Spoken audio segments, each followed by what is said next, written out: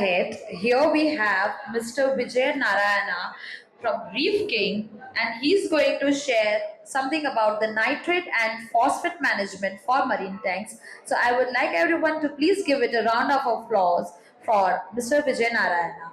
So please. Near the mouth. Yeah, sure.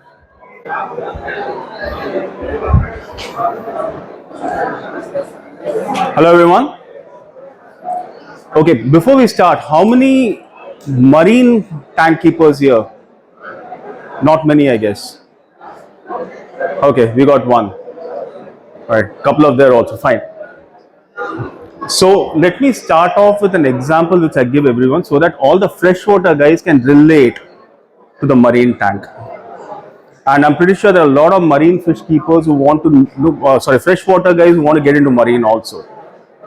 So I always give an example of a mango, right? Kacha keri jo hota hai. Language, which language should I stick to? English, Hindi mix? Thank you. So I give an example of a mango.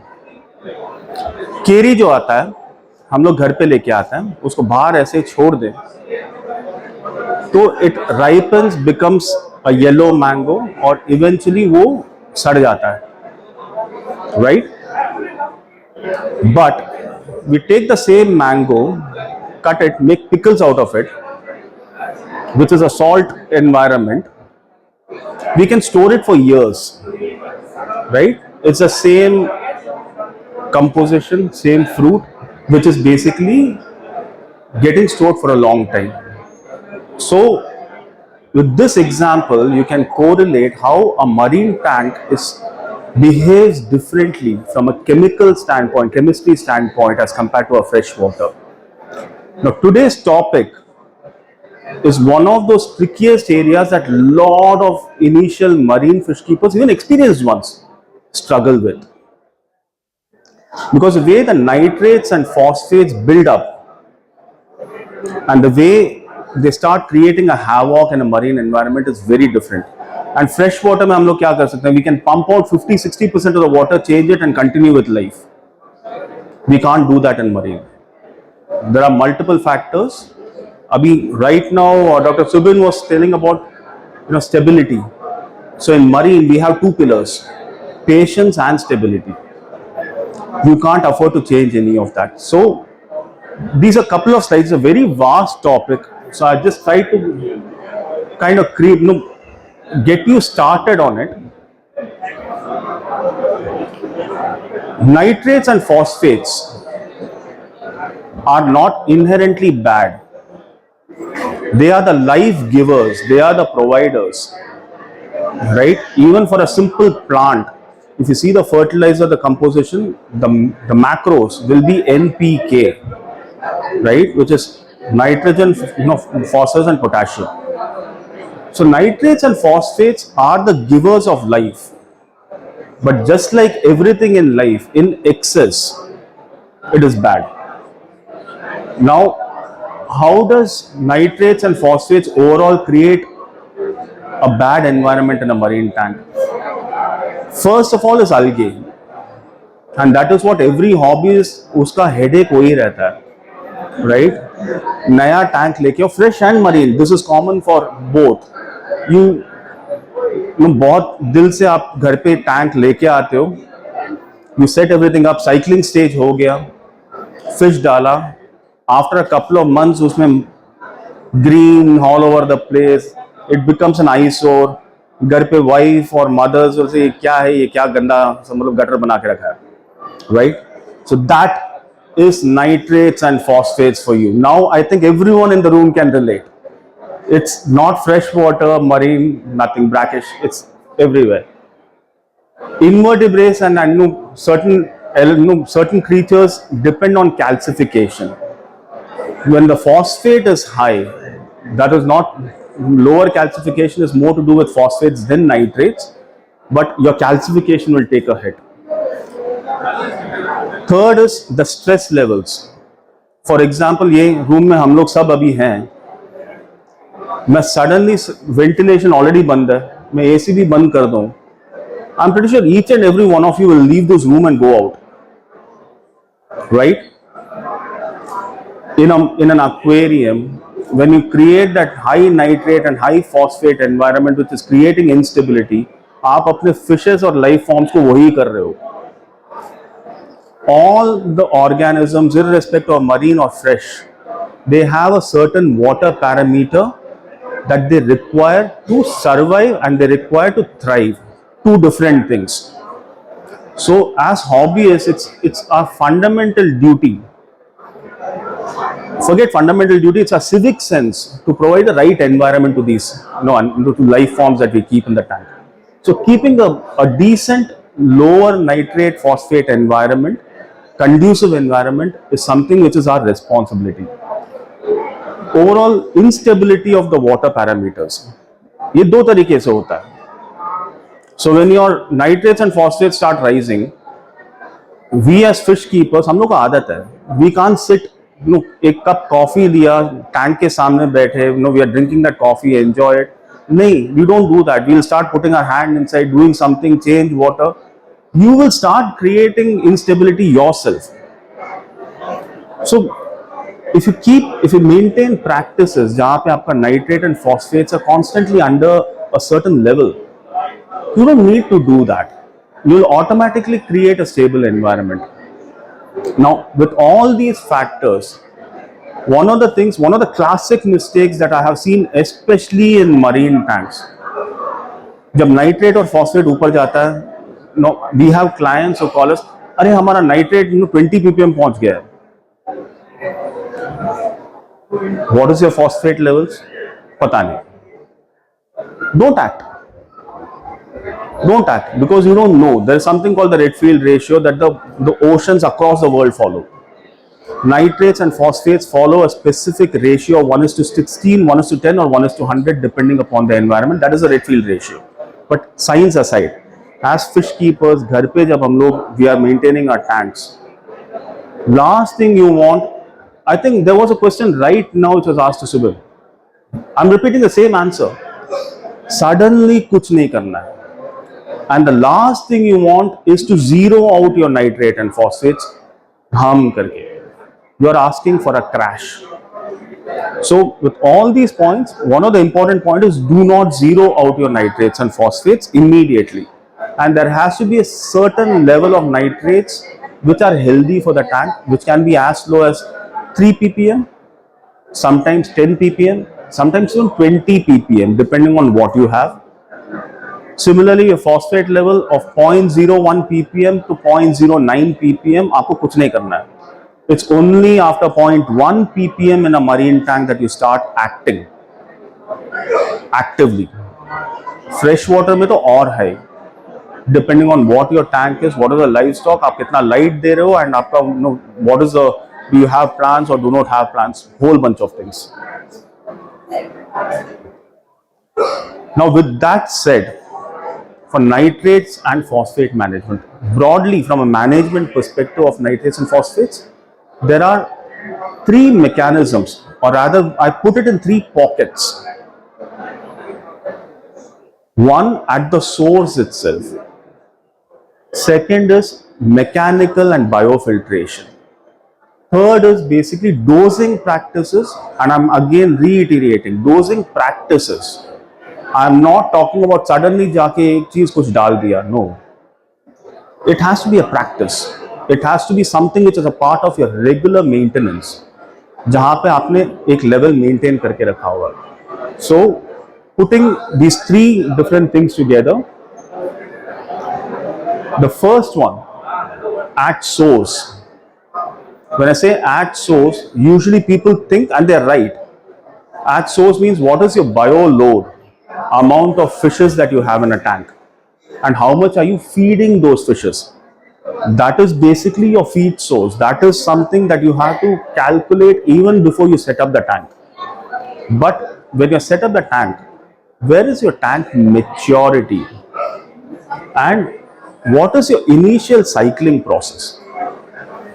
It plays a huge role. जैसे for example आप शाहरुख खान को Switzerland लेके जाके shooting करते हो तो वो movie hit हो जाता है. बट वो शाहरुख खान को एक छोटे से कोई रूम में आपने शूट कर लिया, वो हिट नहीं होगा, right? It's that simple. So when you're setting up a tank itself, plan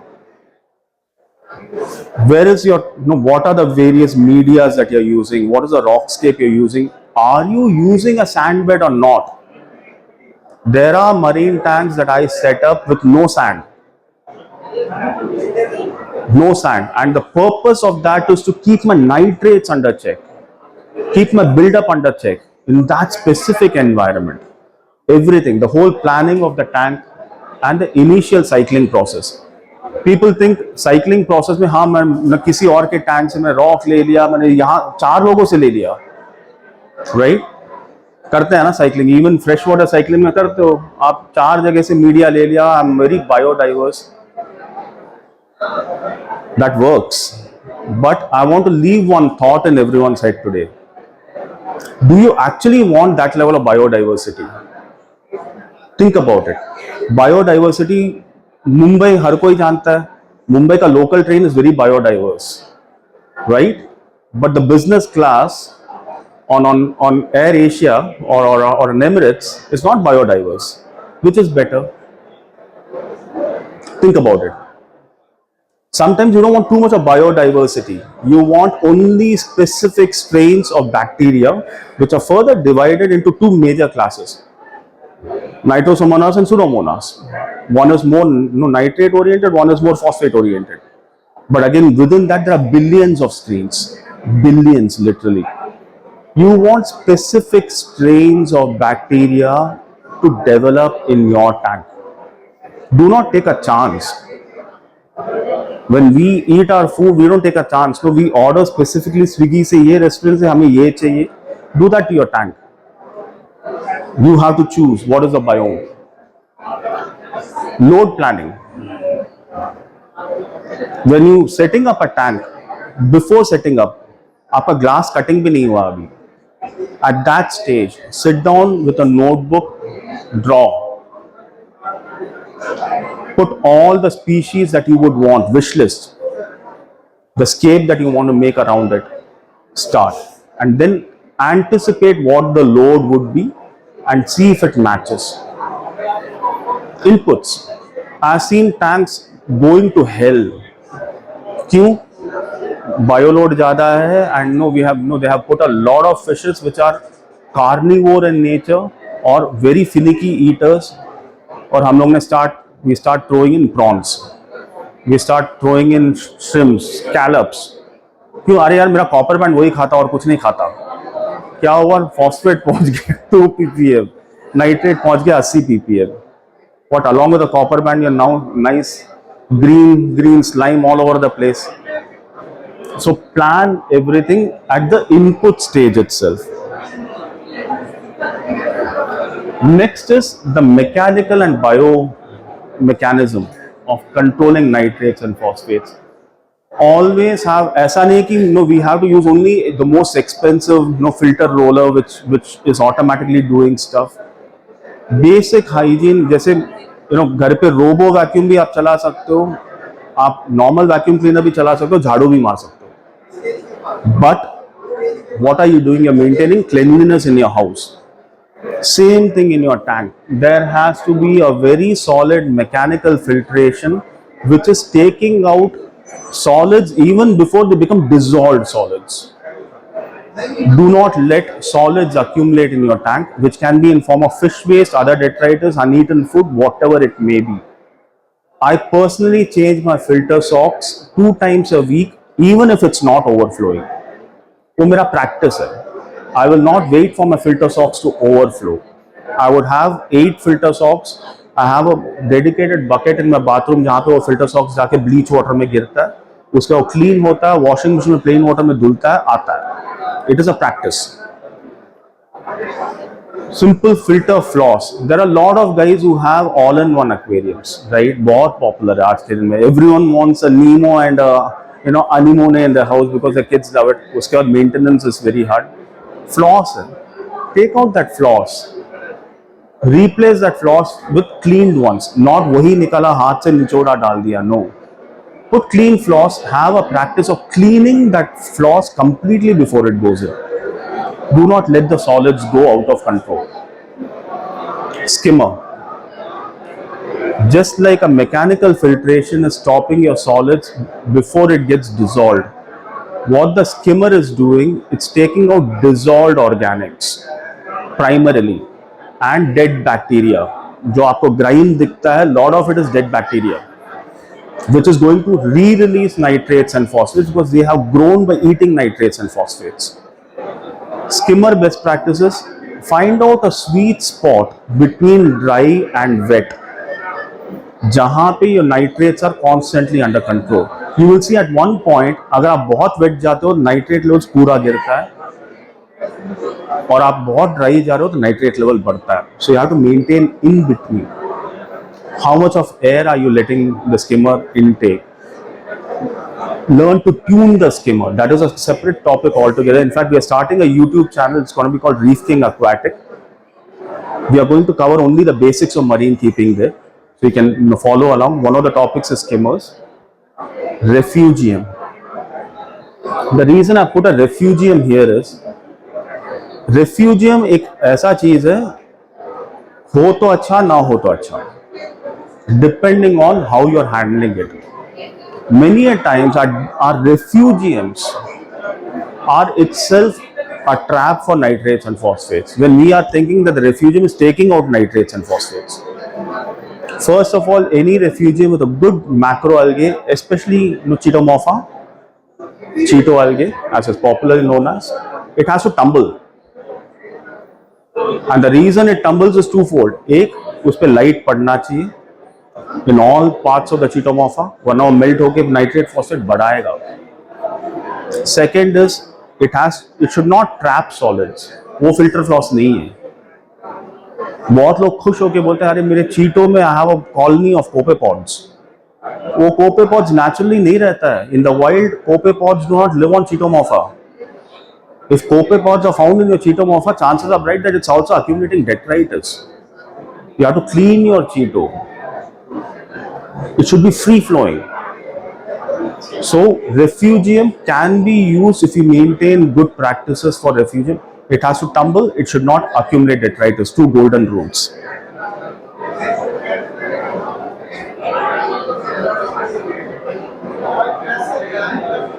Okay. Now we come to the third part, and again I repeat, ये dosing binders वगैरह जो मैंने यहाँ पे लिखा हुआ है, this should not be something that you should be doing as, a contingency or a situational practice. This should be your regular practice. It's as good as we waking up, taking a bath and brushing our teeth. So we dose our tank similarly so that it also goes through that hygiene process. Carbon dosing. Abhi carbon dosing, lot of even marine aquariums get confused with activated carbon. Two completely different things. Activated carbon is absorbing your chemical reactions and loose chemicals which are there in the tank and keeping your water clean. Carbon dosing is carbon source, which is basically a food for the bacteria, which in turn will multiply and consume your nitrates and phosphates. Regular carbon dosing can be in any form, any liquid. There are various practices. We'll also cover that in one of the videos. You have to calculate how many ml per day you need to put in your tank so that it stays at a constant point. The idea is again not to swing. GFO. This is something I recommend to each and every marine fish keeper, because nitrates versus phosphates, phosphate is a bigger evil. You can have 30 ppm nitrates, and I have tanks of mine which are running in 30 ppm nitrates, but absolutely no algae because my phosphates are under control. Your phosphates will always create more havoc in your tank than nitrates. Dosing of GFO, start off with 1 teaspoon of GFO for every 100 liters. See how your tank is reacting, increase as required. Bacteria dosing. Regular influx of the bacterial colonies that you want to form. again, no biodiversity, specific strains, dose a small amount every week and create a little bit of a what do you call that boom in your bacterial colony. मेरे booth में there's a tank if someone wants to come and see. Abhishek, where is he gone? Abhishek has put some anemones and other things on a brand new tank. What I had done in that is there are two marine tanks. You'll see that this tank is cloudy. I've not taken a risk. I have actually dosed bacteria and carbon together to create that high bacteria environment which will not let any ammonia form and also keep the water clean on a consistent basis. So bacteria dosing is something that is should be a habit. How much depends on your tank altogether. Always run activated carbon. Though it has no direct bearing with nitrate and phosphate level, but it's generally a good practice. I've included that. Similarly, with ammonia binders, ammonia translates to nitrate. Some kind of binders there is always helpful. So these are a few points. I think we are a little short on time. For any questions, I'm available in my booth, which is 9, Reefking on the top. Welcome to see the tank also. Thank you so much, and I look forward meeting all of you in the new channel also that I'm creating.